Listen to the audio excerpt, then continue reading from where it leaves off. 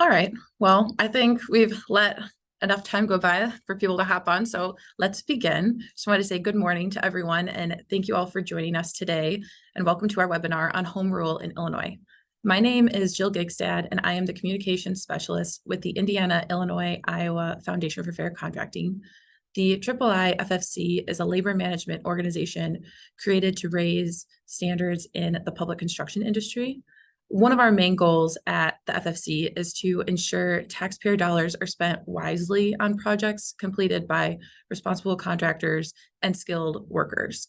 We help public bodies understand laws and policies that impact the public construction industry, and that's why we host various seminars and presentations about a variety of topics, including prevailing wage, OSHA compliance, responsible bidder ordinances, public bidding, and a long list of other policies and labor laws related to the industry. Today, we are thrilled to host this webinar on home rule and find it pretty timely. More and more communities are considering becoming home rule because of the impact it can have on public budgets and funding critical infrastructure. We have two amazing speakers today who will go in more depth on home rule and what it is, and then we'll do a Q&A at the end. So feel free to add any questions that you may have during the presentations in that Q&A box at the bottom, but we're not going to answer any of those questions until after both Cara and Jason present. So without further ado, I would like to introduce our first speaker, who is Cara Principe. Cara is an attorney at the IIIFFC, joining our team after she graduated from Northern Illinois University College of Law in 2010. Cara is admitted to practice in the state of Illinois, the United States District Court for the Northern District of Illinois, the Central District of Illinois, the Northern District of Indiana, and the Seventh Circuit Court of Appeals. Cara is a member of the Illinois Bar Association and the American Bar Association. So thank you for joining us today, Cara. Oh, hi. Sorry, technical difficulties. Okay, can you all hear me? Jill, I can hear you. Okay, cool. Hi, good morning, everyone. Again, thanks for being here with us today. Let me share my screen here. I just, as I'm doing this, want to emphasize that today I am just giving a really broad overview of home rule. There's really so much out there, more than I can cover in my 25 minutes that I have with you today. So I just want to let you know, again, high level. And also, if you have any questions, specific questions about powers that maybe your public body has, I would suggest you meet with your counsel for your city or county or what have you. Let me just see here. Okay. Jill, is that good? Thumbs up, you can see. That is good. Okay. Okay, cool. So again, home rule 101. I'll start with Dillon's rule. It was invented by John Forrest Dillon when sitting on the Iowa Supreme Court. There was a case, 1868, called Clinton v. Cedar Rapids and Missouri River Railroad. The issue in that case was whether a city could be forced to hand its streets over to a railroad. As you probably know, railroads in the 19th century were really aggressive, and states generously granted them rights on municipal assets. Obviously, municipalities did not like that. So in this case, they sued. Dillon stated in this case, municipal corporations owe their origin to and derive their powers and rights wholly from the legislature. It breathes into them the breath of life, without which they cannot exist. As it creates, so it may destroy. If it may destroy, it may abridge and control. I thought that was an interesting quote. So from this case, it was decided that local governments only have the powers expressly granted to them by the state, powers incident to the powers expressly granted to them by the state, and powers essential to accomplishing their objectives. Under Dillon's rule, if there's any reasonable doubt as to whether the state has granted a local government power, the power is found to not have been granted. So after this Iowa ruling, Dillon's rule began to be adopted by courts across the country. It culminated in a U.S. Supreme Court decision called Hunter v. Pittsburgh, which relied on Dillon's rule to consolidate two cities into one against the wishes of the majority of the residents there. So thus Dillon's rule kind of became standard nationwide. Real quick fun fact I learned actually while researching this was that Dillon was actually formerly a railroad attorney. So go figure. So again, non-home rule municipalities and counties are all under Dillon's rule. Home rule units in Illinois are governed by the Illinois Constitution that was adopted in the 1970 convention, specifically Article 7, Section 6. Out of 1,294 municipalities, there are approximately 221 home rules. So that leaves about almost 1,100 cities, towns, and villages under Dillon's rule. Only one county is home rule in Illinois, that is Cook County. I think there's been some pushes for maybe Will or DuPage that I read about, like referendum pushes, but that has not materialized. So the Illinois Constitution states that if a municipality population is over 25,000, or a county that has an elected chief officer, it is automatically going to be home rule. A unit that is under this population or a county that does not have an elected chief executive officer can elect to be home rule, or they can elect to not be home rule both by referendum. The Constitution is explicit in some powers that it grants to home rule units, including the powers to license, to tax, and to incur debt. For example, home rules have the power, explicit power in the Constitution, to adopt a form of government subject to referendum approval. They have the power to provide for the manner of selection and the terms of their officers by referendum. And they have the power to make local improvements by special assessment. So those are explicit powers. Some powers under the Constitution are more implied. So just to kind of introduce you to this concept, I'll come back to later, but under the United States Constitution, and then applied to the states and then applied to local governments, is the sovereign right for a government to govern itself and to promote safety and welfare within constitutional limits. This is known as a government's police power. So the Illinois Constitution is no different. It states that a home rule unit may exercise any power and perform any function pertaining to its local government and affairs, including the power to regulate for the protection of public health, safety, morals, and welfare. Again, that's the police power. What that means, I'll kind of go through in a little bit. The Illinois Constitution also touches on preemption that I wanted to discuss. Home rule units may exercise and perform any power related to their unit concurrently with the state, to the extent that the General Assembly does not limit that concurrent exercise of power by statute. So the Constitution is clear or explicit in that. Also, the Illinois Constitution states that if a home rule county ordinance conflicts with an ordinance of any municipality, that the municipal ordinance should prevail. In practice, since Cook County is the only home rule, this would mean, for example, that LaGrange or Countryside's conflicting ordinances would prevail over Cook County ordinances, so long as I'll get to it is of local concern, which I'll discuss. So kind of a final interpretation, the Illinois Supreme Court has interpreted home rule powers to be broad and strong under the Constitution. Now, even though they're broad or strong, a home rule unit's powers are not limitless. There are restrictions. Some of those restrictions are explicit in the Constitution. Of course, that does not mean, though, that there has not been litigation to further clarify and define those restrictions, but I'll go through a few of those. One is regarding the power to punish. So a home rule unit cannot define or provide for the punishment of a felony. It can also not provide for imprisonment of more than 6 months unless it's otherwise allowed for by the General Assembly, so by statute.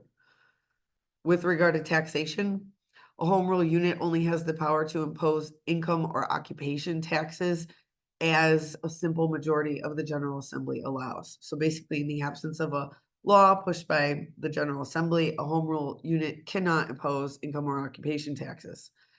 Regarding any other types of taxes, the General Assembly can, by a supermajority or 3/5 vote, limit how much a municipality may impose at all. Then there are also some restrictions regarding debt limits. So a home rule unit under the Constitution cannot incur debt payable from property tax receipts that mature more than 40 years from the time the debt was incurred. Other than a property tax by a supermajority, the General Assembly, though, can limit the amount of debt a home rule municipality may incur at all. And then for home rule counties, there are sometimes some distinctions in the Constitution between home rule counties and municipalities. For home rule counties, the General Assembly can limit the amount of any debt that the county can incur payable by any type of tax. So just a few things to point out that are explicit. There is an overall restriction provided for in the Constitution, the Illinois Constitution, that with a simple majority vote, the General Assembly can specifically provide for the exclusive exercise of almost any power or function of a home rule unit, that if it wants to take over that power, for example, alcohol regulation. So that's just kind of a catch-all there in the Constitution. So some of those restrictions, like I said, are explicit. Some are less explicit. They've been vastly litigated by courts to determine how they should be interpreted, especially those pertaining to those police powers that I discussed a minute ago. So as I stated, the police power, you can perform any you can exercise any power and perform any function pertaining to your own government and affairs, and you can regulate for the protection of public health, safety, morals, and welfare. But what does that mean? So, as a threshold, courts have determined that a valid use of police power has to bear a substantial relation to public health and not be arbitrary, capricious, or reasonable. So that's the threshold test. What it means to pertain to your own municipality's affairs has also been vastly litigated, but put simply, it means the powers of a home rule unit powers of a home rule unit must relate to your own problems and not problems more competently solved by the state. So to determine whether a particular problem is of statewide rather than local concern, Illinois courts have developed a balancing test, and those factors are the nature and extent of the problem, the unit of government having a more vital interest in resolving the problem, and the role traditionally played by local and statewide authorities in dealing with the problem. Courts have stated that just because the state has a comprehensive regulation in place, just the mere existence of a comprehensive state regulation in a certain area, that is not enough. These balancing factors have to be, or these factors have to be balanced to determine. So what it means to promote to public health, safety, and welfare is very broad. There's countless ordinances that really could be considered to promote public health and safety and welfare, but one broad example that I'll discuss with you is zoning. Zoning has been interpreted to be a valid exercise of police power, even where it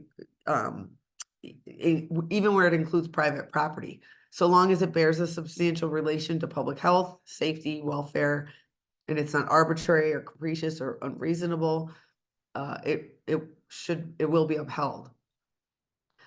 Under zoning jurisprudence, to determine whether a zoning ordinance bears a substantial relation to public health and is not unreasonable, there is a 6-factor test that I'll real quick go through. It's the existing uses and zoning of nearby property, the extent to which property values are diminished by the particular zoning restriction, the extent to which the destruction of property values of the plaintiff promotes the health, safety, morals, welfare of the public, the relative gain to the public as compared to the hardship to the individual property owner, the suitability of the property for that zoned purpose, and the length of time that that property has been vacant as zoned, considered in the context of land development in that area.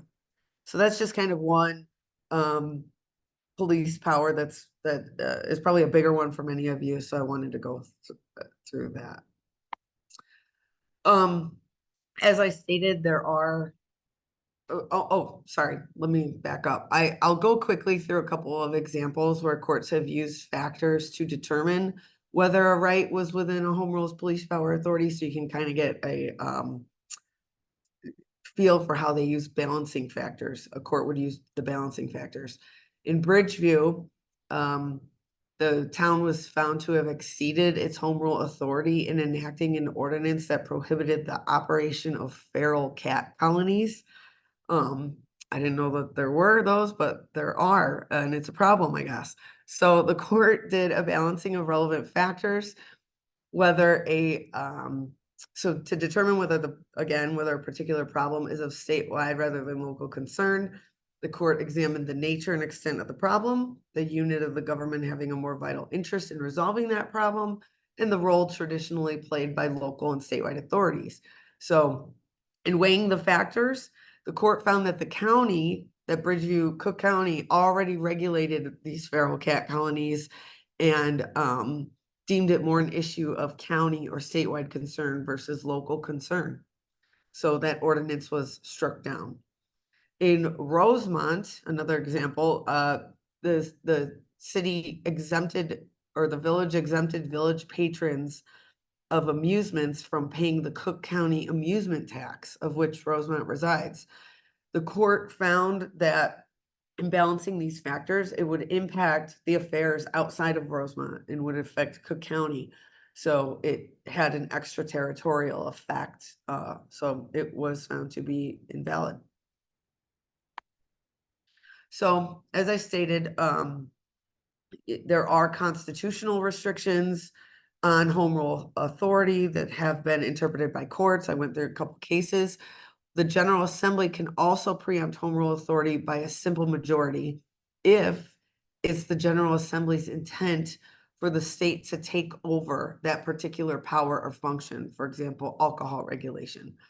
By a 3/5 majority or supermajority, the General Assembly can remove or limit most any other home rules powers, so long as it's not already provided for in the Constitution. For example, those property tax debt limits that I discussed. I'll go through a couple of specific examples of the General Assembly limiting home rule units by statute, or even examples where they've had the power to limit, but they have not. Regarding taxation, home rule power extends to the powers to tax, and those powers give municipalities wide discretion to design new tax levies. But for example, the Illinois Constitution is explicit that for example, the Constitution explicitly states, that an income tax levy can only be instituted by the General Assembly. So it never has. Home rule municipalities do not levy income taxes. In 1991, the General Assembly preempted the power to impose retail sales tax because there was a patchwork of schemes and rates, and merchants were having to program cash registers differently in every community, which was obviously a pain. So the General Assembly created a statewide sales tax base, with home rule being able to levy sales tax in quarter increments up to 1.5% at the time. So there's an example of the General Assembly restricting by statute the powers of a home rule. Just real quick, to illustrate the breadth of a home rule's taxing powers, video gaming cases are kind of a more recent example that have not been preempted by the General Assembly. They've been upheld as not explicitly prohibited by the Constitution, so long as they pertain to their own government's affairs. They're reasonable and not otherwise preempted by the General Assembly. So bonds are another example. The Illinois Private Activity Bond Allocation Act provides that no unit of local government shall issue any private activity bond except as provided for in that act. So that's an example of a statutory restriction on a home rule unit's powers. A final example I'll give has to do with construction damages. In researching, I found this case I found interesting. In Illinois, there's an Illinois Underground Utility Facilities Damage Prevention Act, which includes fines for underground utility damages. The statute specifically states that the regulation of such underground utility facilities damage prevention is an exclusive power and function of the state. A home rule unit may not regulate such damage prevention and is a denial and limitation of home rule powers and functions. So the statute specifically states that. Of Evergreen Park, there was an excavation, and during this excavation, a contractor hit a gas line. Evergreen Park at the time had a spiller pay ordinance that allowed for both fines and remedial costs for damage that provided recoupment to the town. But the court found that fines are explicitly provided for in this act, but recoupment and remediation costs were not. So the court found that the act actually took over the power as to fines for such underground utility facility damage. So Evergreen Park could not assess its own fines, but the court found that it could charge remedial costs for recoupment because the act did not have those within the act. There are some rules that must be followed and regulations to actually sufficiently limit a home rule's powers. So I wanted to discuss that real quick. There's a Home Rule Note Act that states that every bill that denies or limits any power or function of a home rule unit must include a note as to the impact on the powers, a note as to the impact on the powers to the home rule. There's rules as to the content of the note, and there's specific rules on preparing the note, etc. So there is a statute that provides for these things. There's also ample case law stating that the General Assembly may preempt a municipality's reach on any issue as long as it's expressed and clear in the legislation itself. There's a case that states, unless there's unequivocal, clear, and indeed almost magic words reflecting an intent to limit home rule authority, the court cannot interpret the statute to limit home rule authority. But interesting, though, compare that with a ruling in a recent case called Illinois Road and Transportation Builders Association versus Cook County, in which the associations representing the road construction contractors brought an action alleging that Cook County was violating the constitutional amendment called the Safe Roads Amendment. That's a lockbox on transportation funds by spending those funds collected from transportation-related taxes, not on transportation-related purposes, which is required by the Safe Roads Amendment.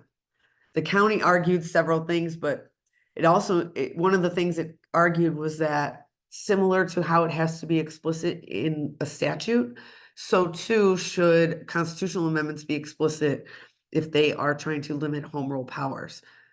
In rejecting that argument, the Supreme Court sided with the association, saying that home rule units are always subject to constitutional limits on governmental power. And if the court had agreed with the county's logic, other constitutional provisions would be called into question, as they do not explicitly state that they govern home rule units or limit a home rule unit's powers. For example, pension protection clauses, or there's various appropriation sections or uniformity clauses that do not include that. So that does not need to be included in the Constitution as it does a statute to limit a home rule's powers. Real quick, I will just go over some quick rules or case law on non-home rule units in Illinois. Again, those public bodies under Dillon's rule. Again, can only exercise those powers that are specifically granted by state constitution or statute. And this is true even if something is granted to a home rule by statute, it cannot infringe upon the spirit of state law or be repugnant to the general policy of the state. There are certain things explicitly allowed. For example, in Illinois, there's a non-home rule occupation tax that can be used, though, only for municipal operations, public infrastructure, or property tax relief. Property taxes are explicitly allowed for non-home rules under the Illinois Property Tax Extension Limitation Law. I'll go through a quick cases. In Sugar Grove, Illinois, non-home rule, there was a noise prevention ordinance that was found to not be preempted by the Illinois Protection Act, even though the Illinois EPA occupies the field as to noise control prevention, because the Illinois Municipal Code because the Illinois Municipal Code gives authority for all municipalities, home rule and not, to prevent noise pollution specifically. The court found that the two did not conflict with each other, so they could be read harmoniously. So it was allowed. Now, in Hawthorne Woods, there was an animal control ordinance passed that prohibited the housing of dangerous dogs and authorized euthanasia of dangerous dogs, because the court found that the Illinois Municipal Code explicitly allows for the promotion of health and suppression of diseases. And the concern here was to promote that, the health and safety. The ordinance was found not to conflict with the Animal Control Act. But now compare that with this case, where in South Elgin, there was an ordinance to prohibit dogs from running at large. In that case, though, the ordinance included civil liability thresholds and penalties that were lower than those allowed by the Animal Control Act. So the court found that because the legislature already contemplated remedies and they were inconsistent with this ordinance was not upheld. So that's kind of just a quick non-home rule run through of cases. But if you have any questions, of course, leave them for the end. But I do want to say that the Illinois Municipal League has a fantastic resource on their website for home rule, including model resolutions. If your town wants to become home rule, they've got fact sheets and maps and everything. So that's a really good resource. And with that, I will stop sharing my screen and hand it over to Jason. Yes, I actually will just want to introduce Jason really quick. Sorry. So I am gonna remove spotlight. Perfect. So thank you, Cara, for that, overview of what home rule is in Illinois. And please, like Cara said, add any questions you have to the Q&A box. We'll go over those shortly. But next up, I want to introduce Jason Bulowski. Jason has over 20 years of experience in local government. He is a graduate of the University of Iowa and Northern Illinois University. Jason has worked for the Village of Roselle for nearly 18 years, where he currently serves as the village administrator and has for the last 3 years. As the administrator, he oversees all operations of the village and works closely with a village board to develop and implement policies that ensure the village runs smoothly and efficiently. He is very proud of the collaborative initiatives the village has undertaken and looks forward to sharing his experience with the recent home rule referendum. So thank you so much, Jason. Thank you. I think you can see my screen. Great. So the intro was already handled by Jill. So a little about Roselle then. Northwest suburb of Chicago, right around 23,000 population. We're about 100 years old. We celebrated our 100th birthday in 2022. So we definitely have some old infrastructure underground, and much like other suburbs in this area, kind of high growth in the 70s and 80s, which really most of the infrastructure, all the infrastructure that came in with that growth was paid for by developers. And now useful life of infrastructure, it's now on the village to fund its replacement. So we have pockets of kind of old and insufficient infrastructure. So that's kind of a little about Roselle being in 2 counties, one county being Cook County, a home rule county. As non-home rule, we're certainly subject to some different rules depending on what county residents lived in. So that's been interesting. And then the crux of our infrastructure needs are our 2 wastewater treatment plants And then we have a pretty extensive collection system that gets sanitary sewer out to the MWRD, which services the Cook County part of Roselle. It's about 20% Cook County and 80% DuPage. So for us, home rule, being in municipal government, as long as I have, I know what home rule is. I read up on it. I watch stuff. So we knew we kind of needed a why for home rule, given Kara's presentation on sort of its broad and strong power. And our electorate knows that. And we needed to make sure that we had a compelling why for our community on why we needed the home rule. And we really focused on investing in infrastructure, but also that flexibility and consistency in governance, given kind of the complexities of being in two counties, as well as just, the power down in Springfield and what it imposes on municipalities as certainly as non-home rule. So let me figure out how to advance my slide here. There we go. So from a timeline perspective, this really started in 2021. We had municipal elections, new mayor, 3 new trustees. I was newly appointed administrator, and this was really priority number 1 for me, was to get the new board fully up to speed on our infrastructure needs. That would be coming up in kind of the next 5 years. So that was kind of the kickoff of really all of it, talking about infrastructure, talking about funding options at an extremely high level. I used my 2022 budget kind of transmittal letter to start to preview the need for addressing our capital infrastructure and funding around it. Then, we quickly realized too, from the community and talking about capital projects, really the need to pursue grant funding. It was always kind of question number 1 from our community. Why do you need more money? Can't you just get grant money, particularly with the bipartisan infrastructure money and some of the COVID money and CARES Act funding? Much of the electorate just thought we could find the money elsewhere and solve our problems. And to be best positioned for grant funding, we knew we needed to start to design projects, get projects more shovel ready, which is really a kind of a fundamental shift from what we had previously done. And then again, use my 2023 budget presentation at the end of 2022 to really tell the board, we need to do something in 2023. I need them to start talking about it, start having conversations with the community, and start to provide direction and decisions to staff to figure out a path forward around it. So that kickstarted really our first kind of forum with the community, and had several forums that just really high level started talking about infrastructure, what it was, basic 101 municipal kind of government stuff. We had then forums throughout 2023. We had 4 of them, kind of progressing on each other, building on it, building the foundations of what infrastructure was, starting to get into more of the nuance, with ultimately presenting a few options. And I have some slides further kind of framing it for the community, getting their feedback on which options were the most desirous to find a solution.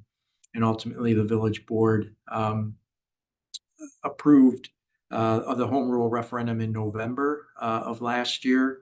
And then that really kind of kickstarted our efforts. Once that ordinance was approved, we then really pivoted to just educational mode around what home rule is. And that's what we did throughout really the early part of this year is when we did a full court press on that. I'll kind of cover some of this more in my other slides. So I'm going to present you really a potpourri of all the presentations that we've done with the community. So all these slides are really just slides that we've previously utilized. So this is kind of our graphic, and really how we kicked it off was the reliable infrastructure for today and tomorrow, and kind of focused on the 5 buckets of as far as how we budget from a capital projects perspective. We kind of some other, high level at the why for our community around why is all this infrastructure coming due now? Kind of talking about our conservative budgeting over the past years. Why didn't you just charge us more back when you'd have the money today? Some of the attempts to defer deferred maintenance and how that impacts kind of the need to replace infrastructure. And then really the big thing has been the IEPA regulations around water or the treatment plants. And we have mandates imposed on us that we must meet thresholds of clean water coming out of the plants. And we have to do them. And we told the community that we have to do them. This isn't we want to, it's we have to. And we will fund it one way or the other. And our pitch was home rule was the best way to kind of share the burden of the cost of that by implementing a sales tax. But we would get it through water and sewer fees otherwise to pay for it. So, the community quickly realized how this could impact their pocketbooks. And then certainly in the last couple of years, the inflationary increases we've seen across the construction industry, it's just our revenues were not staying pace with the increasing costs. So kind of from a 5-year capital improvements projects, and what we presented to the community was over $100 million of work that needed to be done, starting with our 2 treatment plants and meeting those IEPA limits. So really blaming the state and federal government for these unfunded mandates. So we have extensive work, and we're currently in the design phase of that. But we have, that's really our number one cost and need. And that was really how we, primarily led kind of most of our campaigns, educational campaigns with the community, was around the wastewater. Stormwater too, a lot of regulations have changed. New subdivisions today are designed much differently than the ones in the 70s. They have much better stormwater detention. So some of this is going back and having to kind of fix the older part of towns. And certainly stormwater is a private property threat, and several pockets of town do see kind of private property damage from stormwater. So this is something that really resonated with our community. And certainly then lead service line replacement, again, another mandate imposed on us without any funding by the state and now the federal government. And we have about 200 of those. So needing the money to fund those replacements. And then our annual water main as well. We have 100-year-old water main that just needs to be replaced. And when you start talking about reliable water, potable water, wastewater treatment, that stuff really hits home to the community. That's what a community is. It's about its services. It's about a quality of life standard. And these would jeopardize that if we didn't have the funding. Some of the other areas, streets as well. I have another graph ahead that kind of shows the decline overall pavement condition. And it really is a complaint that we've heard the most about from residents, our streets. So we really focused on how much needs to be put into our roads versus how much we have been. We've also shown that we need more money to leverage grants. So we've been successful in obtaining grants, which have some matching components. So we are showing to the community that, we're trying to stretch our dollar as far as it can go. And then just the life cycle, a lot of our public buildings, police, fire, public works have all required some major rehabs, and we'll need to continue to do that. So those are kind of those 5 buckets of capital projects. We also educated our community around the various dedicated revenues we have to our various capital projects. So really no property tax goes to capital projects. So that was a focus of ours to educate the public around property tax and how that only goes to operations, and over half of our property tax is committed to pensions. So really the only path forward was something that wasn't a property tax increase, and instead was a sales tax increase. And just kind of the various lines of revenue that we have coming in all have their own sort of pressures. Motor fuel tax isn't really going up that much. Some of these other utility taxes are on the decline. So, this again, another kind of high overview that we shared with the community. So the water and wastewater, we get about $4 million currently through what is called our CIS, or our capital improvement surcharge fee. It's the fee our community hates the most. It's the one that's increased the most because that's the one that's devoted to funding wastewater and water capital projects. Over half of that, $4 million, that we'll take in is paying for projects that were already done in the past, which only leaves about $2 million more. And we need at least 3 times that amount to do some of the work now. Similar, just kind of the tax fluctuations and some of the pressures that we've had to be able to have our existing revenues keep pace with our costs. So this slide is really the one that we continue to focus on and showing the community what that delta was between the existing revenue, the additional revenue we needed, which was the $4.5 million per year to get us to that kind of $80 million total project cost for wastewater. And we told them we would either get that through CIS or through other means if they approved home rule. Here's kind of our pavement condition funding level and being able to show very graphically to our community that our current $1 million a year funding, which is kind of that blood red, I guess, color on my end, is a rapid decline in the overall condition of our roads, and that we need to be more in the green color, which is about that $2 million a year. And we wouldn't be able to get there unless we were home rule and the ability to implement sales tax and possibly a local motor fuel tax. So I think there's 3 slides here that kind of show, kind of build on each other, very high level. This is where we started with the community as far as the options, not very threatening, just kind of the general distinctions between our current practice on the left, what a non-home rule sales tax would be if we went out for a referendum with that, versus going out for the referendum for home rule status. Then we started to kind of develop that as we had more forums with the community and started to bring more nuance to some of the solutions and showing, the status quo. You'd see 2 to 3 times increase in rates. Pretty much any tax we have now, we would increase to the maximum. And also another third rail in our community are vehicle stickers. Kind of threw the threat out there that, as a non-home rule, we're very limited on how to increase revenue, and we're willing to touch that third rail through vehicle stickers. So kind of showed how much, each one of these solutions and how good it could be for infrastructure funding in the future, and also starting to kind of forecast to the community how the board may use their home rule status. And this is really the final one, kind of some of our last mailers. This is what we got out to the community. And we felt really drove home kind of the distinction between the 3, and why we felt home rule was the best option. Most flexible, best revenue flexibility, and the most tools in our toolbox. That kind of term goes over well in just talking generally with the community, having more tools in the toolbox to respond to local issues.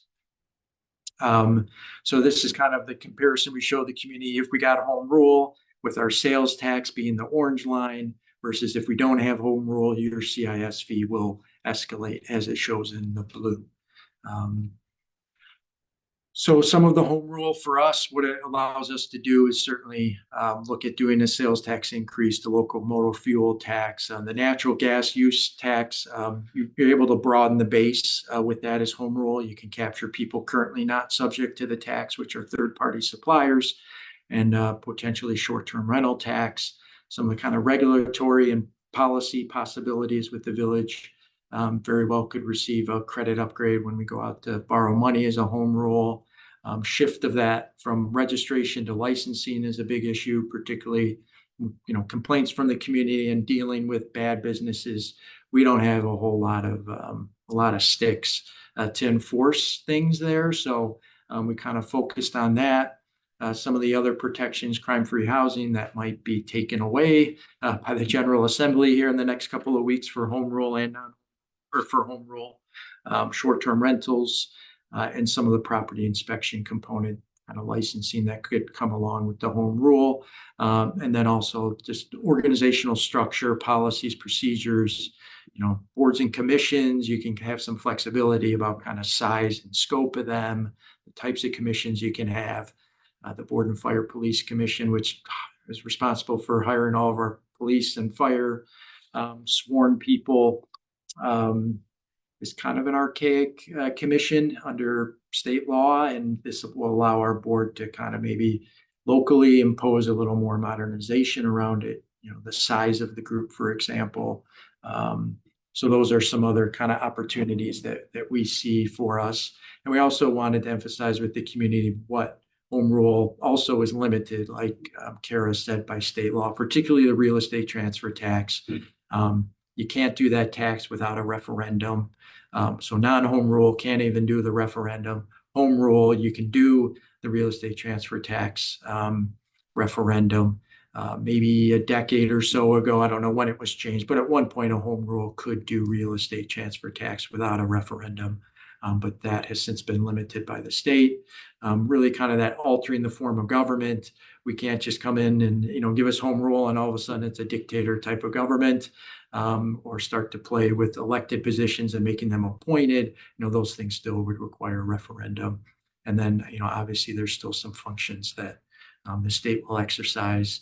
People ask, what's the impact on schools or parks or some of these other units of government that, state law has its sole authority over education and the village does not. So we were able to kind of use it to address any fears or concerns that residents may have raised over the last year.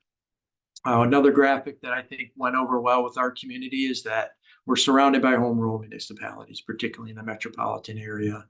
And I think most of them probably know people who live in other towns, and that it's not this horrible boogeyman sort of thing, that the power is abused in all these communities, and the communities go to crap or something like that when they become home rule. So we're able to kind of show what areas around us have home rule, and that because they're home rule, we had some slides that showed the various taxes that all these communities had in place, and that when you go to Schaumburg to shop or Bloomingdale to eat, you're paying taxes there that they're using for their infrastructure. How about when those people shop in Roselle, that they're also paying for ours? So it's kind of a fairness, equity issue that certainly was received by our community and understood. So overall, then our communication strategy for the community was really focusing on the capital improvement surcharge and how it would escalate dramatically if home rule wasn't approved.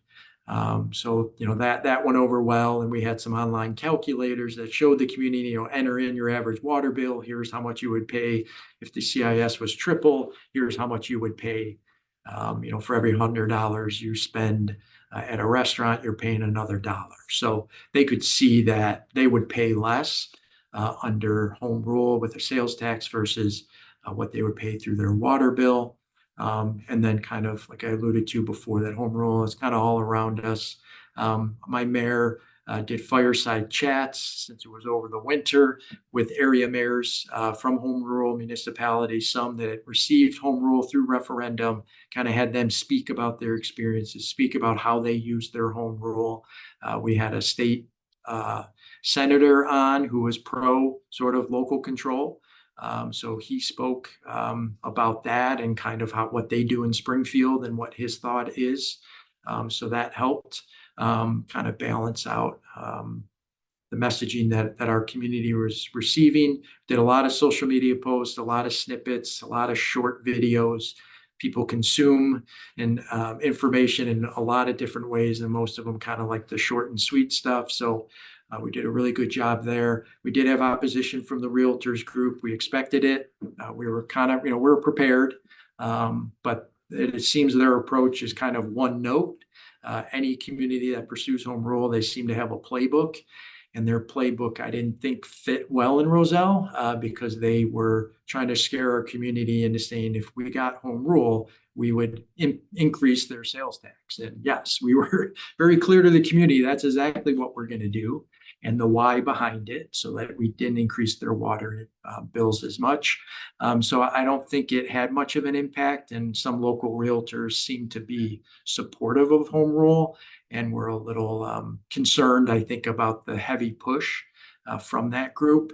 And I believe they influenced that group not doing a final push because they were hearing from potential clients about what's going on here and why is the realtors opposed to this when I feel like I'm supportive of it.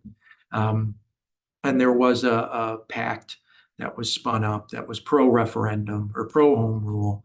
So we had realtors information, we had official Village of Roselle information, and then we had this pact all sending out information. So there was a little confusion for people, but we were able to kind of navigate that by just speaking factually about everything. And then, so between all the forums throughout the year, we supplemented that with various newsletters. Every communication piece we put out pretty much last year and through up including election day included something about home rule, about all of this. So we certainly over communicated. We had a dedicated newsletter, kind of our last official push, with all the most important information that people needed kind of before heading out and voting. We reinstituted more in-person meetings with our village board and the community. We kind of used to do those. So really the accessibility for the village board was critical. And as I alluded to, kind of the fireside chats and then all the videos that we did as well and kind of the different topics we covered.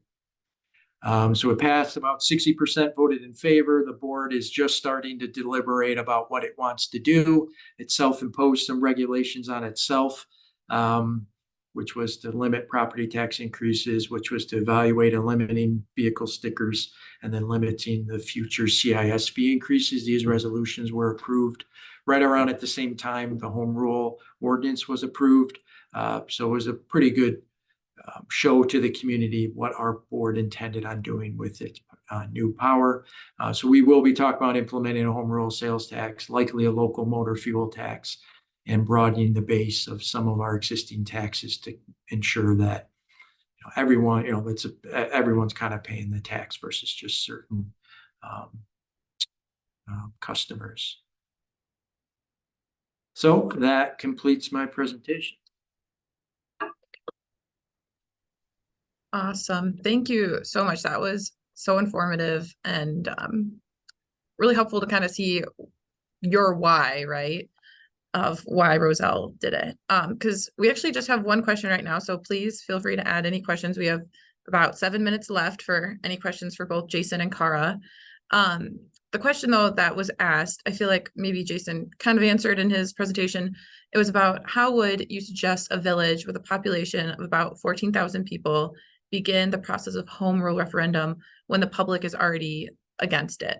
And obviously, I think kind of Jason talked about his experience of like finding that why maybe, but I don't want to speak for Jason or Cara, so I don't know. Maybe Jason, if you want to take that first.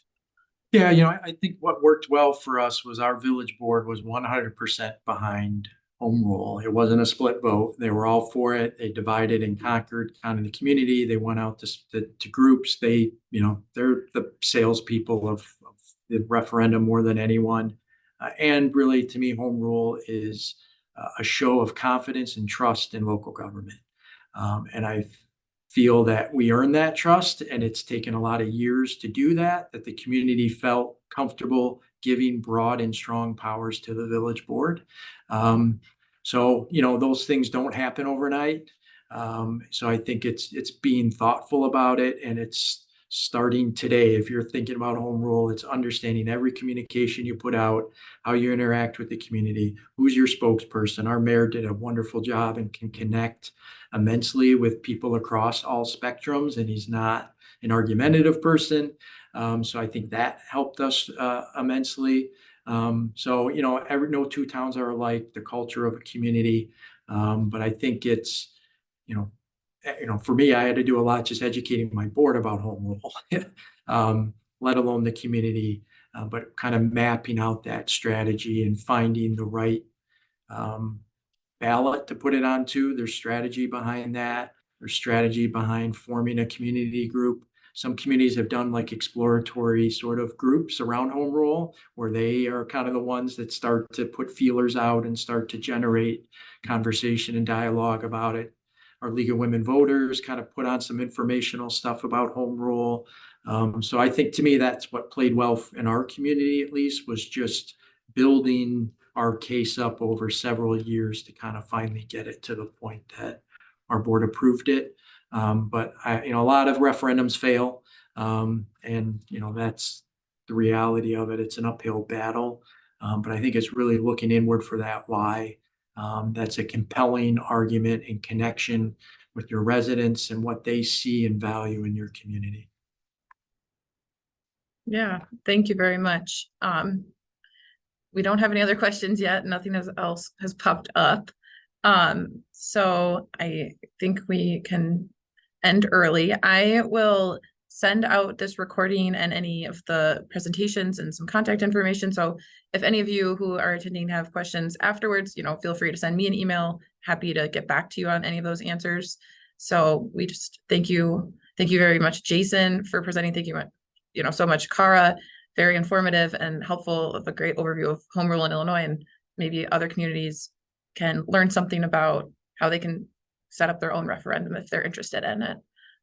So everyone have a great rest of your Tuesday. Is there anything else you need to say, Cara? You're good? Oh, thank you. Cool. Yes. Awesome then. Thank you so much. And we will send out all these, all the files later. So have a great day.